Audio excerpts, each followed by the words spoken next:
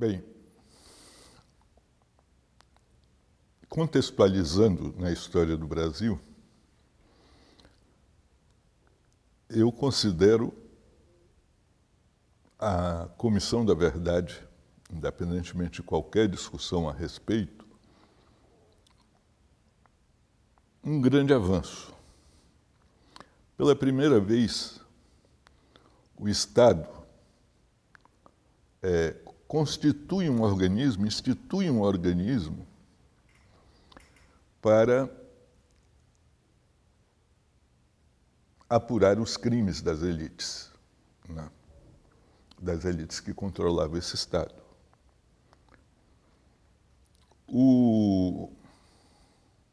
Esse tipo de violência que nós estamos tentando averiguar através da Comissão da Verdade é uma violência estrutural da sociedade brasileira. Ela começa desde que o mercantilismo aqui chegou. Ela é estrutural para a construção e manutenção do capitalismo. Começa com a chegada do mercantilismo, né? Na verdade, o que Portugal faz é colocar aqui uma tropa de ocupação do país. Essa violência de imediato se transborda sobre os índios, com as dificuldades com relação ao trabalhador indígena escravizado. Você tem toda a questão do tráfico negreiro da África. E isso daí é conseguido através de uma associação muito lucrativa, por sinal, entre as elites europeias, né? Não foram os europeus, foram as elites europeias, e as elites negras africanas. Foi um grande negócio para essas duas elites. Os africanos iam para o interior da África, capturavam e escravizavam negros que eram trazidos para a costa ocidental, a costa atlântica da África, e dali exportados pelos mercadores europeus, brancos, para as diversas colônias. Com isso, veio junto, né? Já que o trabalhador é escravizado, precisamos de instrumentos que os obrigue a trabalhar nessa condição. E vieram todos os instrumentos de tortura. Inclusive o pau de arara, que a repressão brasileira dos anos 60, 70 dizia ser tecnologia nacional, não é verdade. Já se usava um instrumento desse na Idade Média Europeia. Ele era usado muito mais para os afogamentos. O preso era amarrado do jeito que era no pau de arara, num pau, e depois era tirado de dentro d'água. Ali era jogado com isso dentro d'água e tirado, e eram postos para escorrer em cima de dois suportes paralelos da mesma altura. Isso nós podemos ver em gravuras do século XIV, do século XV, em desenhos do século XIV, do século XV. Então lá. Isso vem. Vem também o pelourinho, que virou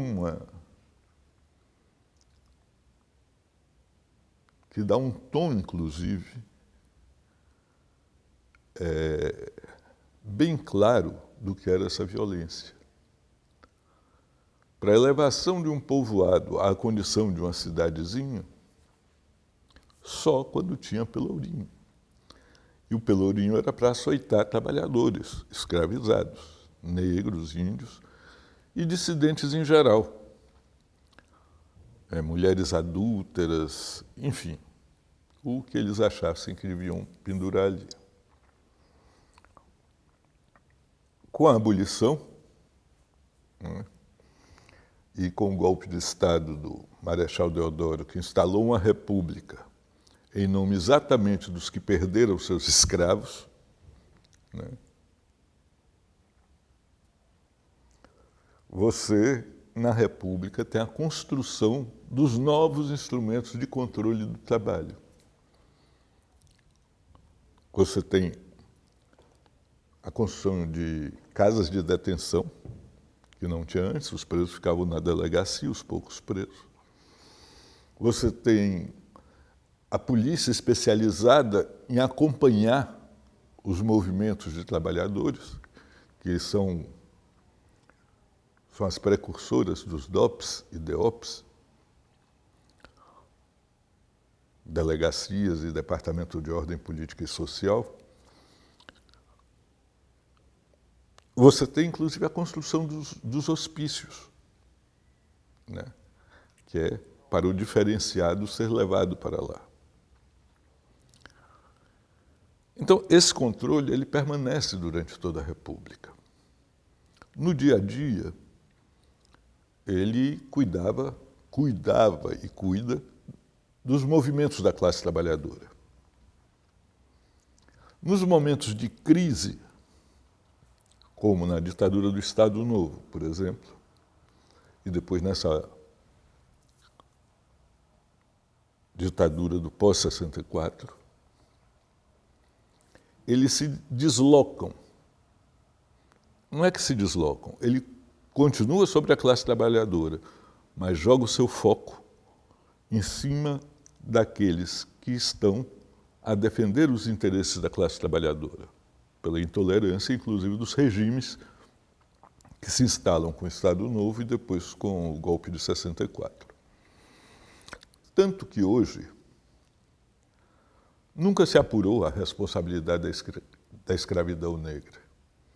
Nunca se apurou os terrores que se fez contra os trabalhadores que lutavam por jornada de 8 horas, que lutavam pelo direito de greve, que lutavam pelo 13º, etc. Muitos crimes foram cometidos, nunca foram esclarecidos, ninguém foi punido por isso. Como até hoje, né? Tirado o foco de cima dos opositores do regime, ele volta para as periferias das grandes cidades, para os bairros populares. Eu não estou falando nem de favela, estou falando dos bairros populares, onde a população não goza sequer do mais elementar direito constitucional, que é o de ir e vir. Porque quando começa a escurecer nesses lugares, as pessoas vão para suas casas e se trancam lá dentro com medo, igualmente, dos bandidos e da polícia. Sendo que hoje ninguém é capaz de traçar um limite exato entre o que é polícia e o que é bandido, né? Então, dentro desse contexto, a Comissão da Verdade ela é um avanço, assim, é uma novidade na história desse país. Em certo sentido, dependendo do resultado dos trabalhos, nós podemos dizer que o Brasil vai existir antes e depois da Comissão da Verdade, em termos de direitos humanos, em termos de respeito às pessoas, aos cidadãos e cidadãs. Essa Comissão da Verdade, ninguém nos deu essa Comissão da Verdade. Ela é fruto de lutas que eu diria que começam no dia do golpe, que são os grupos que se organizam para proteger os perseguidos, para esconder os perseguidos, para impedir a prisão deles, para proteger os presos. Isso desde o começo teve. E para fazer justiça, né? Isso nos anos 70 chega a um ponto de maturação junto com outras lutas populares do Brasil, que vai nos dar a anistia em 79. A anistia de 79 é uma coisa limitadíssima, todos sabemos, não vou discutir a lei da anistia nesse momento, mas ela teve que ser, a luta pela anistia ela termina se prolongando mais na luta contra a Lei de Segurança Nacional, que é aí que são soltos todos os últimos presos do Brasil, os presos políticos.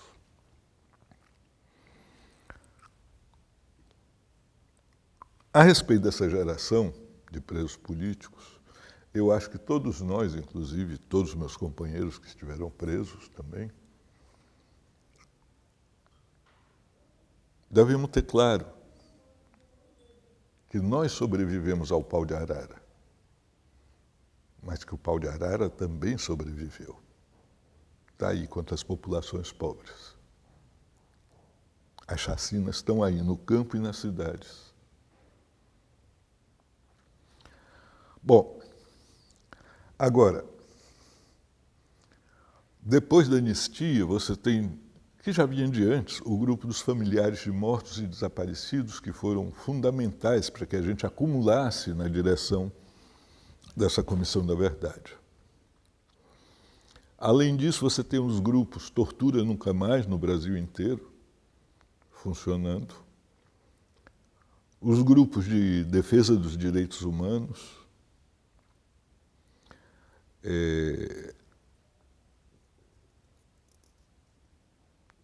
E tudo isso vai acumulando ao longo da história força e propaganda na direção do esclarecimento dos crimes praticados durante a ditadura. Isso é importante porque ninguém nos deu. Nós conquistamos. Não conquistamos talvez tudo o que queremos, mas nós conquistamos. Segundo lugar, para pensar a composição dessa Comissão da Verdade e o processo da sua criação, eu acho que nós temos que recapitular algumas coisas. Primeiro, o que é óbvio, política. Você só faz política se você leva em conta a correlação de forças. Não é? Você vê que na nossa sociedade ainda não tem uma corrente de opinião, uma força de opinião suficiente para fazer uma comissão de um modo diferente desse. Não é? Agora que nós estamos conseguindo transformar esse assunto num assunto nacional. Eu vou dizer por quê.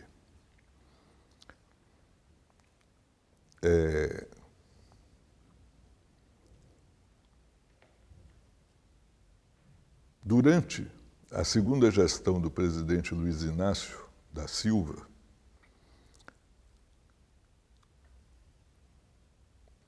o ministro, na segunda gestão dele, o ministro responsável pela Secretaria de Direitos Humanos, Paulo Vanucchi, não só estimulou, como criou os memoriais das pessoas imprescindíveis. O que é isso? São placas que são colocadas em escolas, universidades, sindicatos, associações, ruas, etc., com a foto da pessoa ou das pessoas que ali trabalhavam, que ali eram sindicalizadas, que ali eram associadas, que ali, enfim, ou estudavam, e que foram assassinadas, sejam desaparecidas ou não, com o histórico delas. Isso é extremamente importante, porque você vai tirando de dentro do gabinete essa conversa. E com esse caldo de todas essas organizações, vai se ampliando. Em seguida, o Dr. Paulo Abrão, que é presidente da Comissão de Anistia do Ministério da Justiça, ele também tira de dentro do gabinete os julgamentos dos processos. Ora, um julgamento feito dentro de 4 paredes, em Brasília, junto com tantos outros noticiários, a grande mídia tem toda a condição de esconder em nome de que existem outras coisas acontecendo. Então, o que o Dr. Paulo Abrão fez? Ele trouxe para fora das paredes de Brasília. Trouxe para fora das paredes de Brasília e começou a fazer as caravanas de anistia. Você reunir a comissão de anistia em São Paulo não dá muito auê, não pauta muita discussão, mas já é muito mais em São Paulo do que era em Brasília. Mas se você pegar em qualquer outra capital, a presença da Comissão de Anistia, se instalar lá como um organismo do Ministério da Justiça para julgar casos daquela cidade e daquela região, isso pauta para a sociedade o assunto, né? Então, isso eu acho que foi extremamente importante. Você faz isso em Fortaleza, a cidade toda começa a conversar sobre esse assunto que não se conversava. Não porque fosse proibido isso e aquilo, é porque a mídia não dava visibilidade, a grande mídia comercial. Só que lá, para a mídia local, é importante, e para a cidade é importante. Então, essas coisas conseguiram ampliar um pouco mais para a sociedade brasileira essa discussão. Mas isso ainda não se traduziu em programa unificado, nem em organização em torno do assunto. Bom, isso é uma questão para a gente entender o processo, porque fora do contexto, qualquer coisa é qualquer coisa, fora do contexto, é a metafísica total.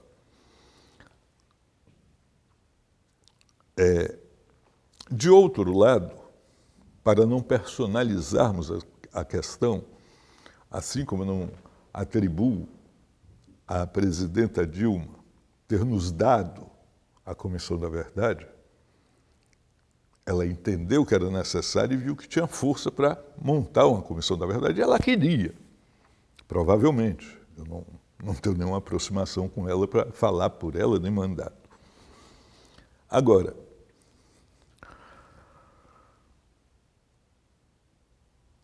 para entender todo o processo, é necessário entender que nós temos na presidência da República um Partido dos Trabalhadores que escolheu um caminho de governar a qualquer preço e com qualquer aliança.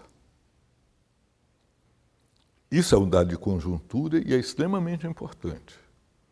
E essa questão dessa governabilidade, ela se reflete e bate em todas as ações do governo, inclusive na Comissão da Anistia. Não dá, como eu vejo alguns companheiros falarem, dizer que toda eu sou filiado ao PT.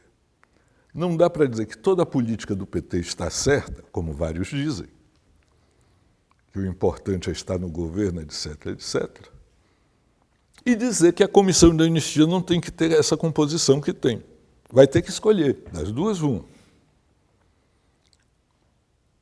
Ela reflete exatamente o conceito, a estratégia de governo do PT, a estratégia de mudanças, né? A questão da governabilidade, a questão da política de alianças. É isso. Nesse contexto, é o máximo que podia ser feito. Isso aí eu tenho clareza. O que precisa mudar, o que precisava mudar, do meu ponto de vista, é a estratégia de governo do PT. Entende? O Willy Brandt, o chanceler alemão dos anos 60, que não era nenhum esquerdista, ele disse, quando se governa com a direita, é a direita que governa. Entende? Então, não acho que a Comissão de Anistia tenha alguém de direita, propriamente dito, dentro. Não é isso. Mas ela tem um leque de alianças que reflete a correlação de forças do país e a escolha que o PT fez de governar. Né? É isso que eu quero dizer. Frente a isso, a política que eu sigo e busco seguir, né, é ajudar ao máximo no levantamento de informações, de casos, etc., e passar para essa comissão. E acumular força em volta disso, para que nós possamos vir a ter uma comissão com mais poderes, com mais condições, etc. Tem um problema que qualquer comissão de anistia de qualquer lugar do mundo tem, que é o problema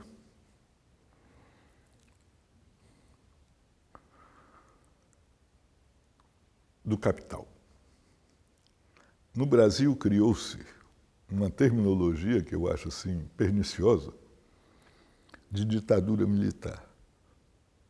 Quando você diz isso, você está cometendo um monte de erro. Um erro histórico, porque não foram só os militares que deram o golpe, nem só eles sozinhos que geriram o país durante os 24 anos de ditadura,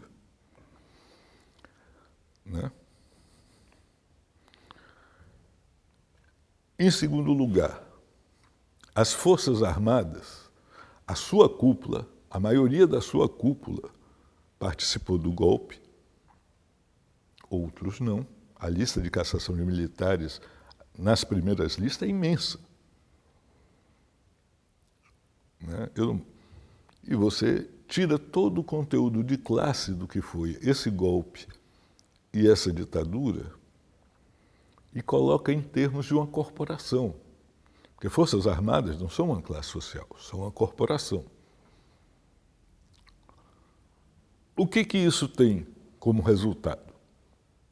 Primeiro, coloca-se o corte do país no lugar errado. A grande contradição do país não é militar e civil. Tinha civis dos dois lados e tinha militares dos dois lados. O grande corte do país é a propriedade privada dos meios de produção por um grupo pequeno e, do outro lado, a grande maioria do país que vende sua força de trabalho a preço estabelecido pelos patrões. É esse o corte da sociedade. Ainda tem uma outra consequência, quando você diz que a ditadura é só militar.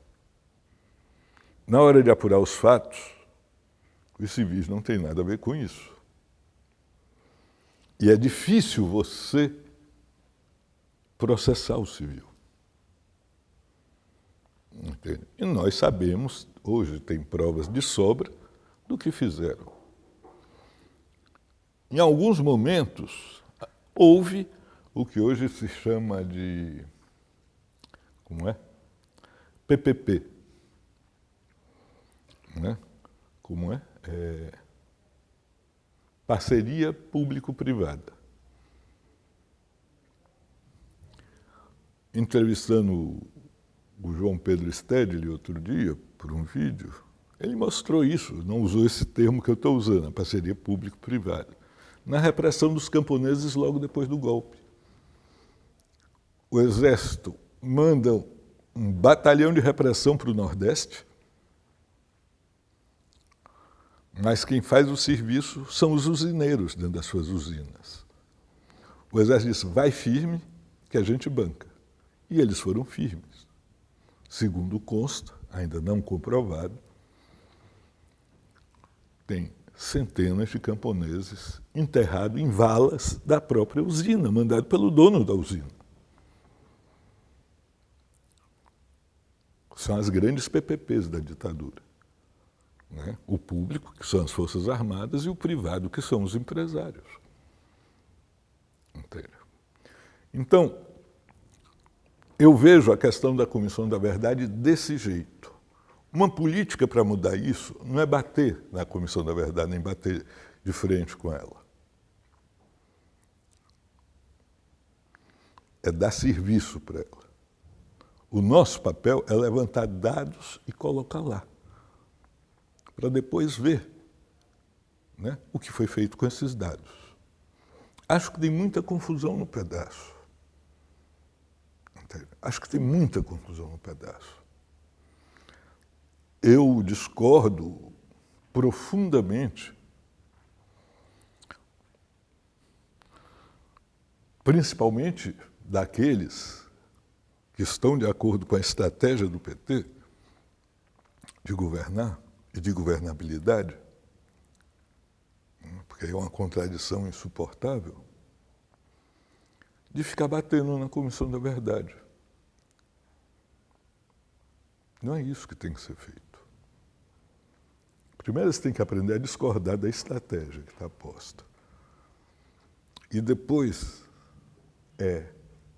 quando você tem uma coisa que você acha que é limitada, você preenche ela até os limites para ela poder transbordar. Entende? Não adianta ficar jogando pedra. Jogar pedra agora só interessa à direita, aos que deverão ser punidos. Quanto à questão de não ter o papel de julgar da Comissão da Verdade, eu não vejo problema.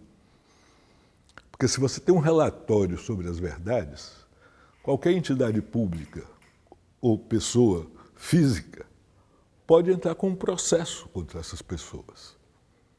E elas virem a ser, aí através do judiciário, elas podem vir a ser condenadas. Então eu acho que se faz mais confusão do que seria necessário com relação à Comissão da Verdade. Eu acho que no quadro atual aqui teria de ser. Para não ser ela, não é a Comissão da Verdade que tem que mudar.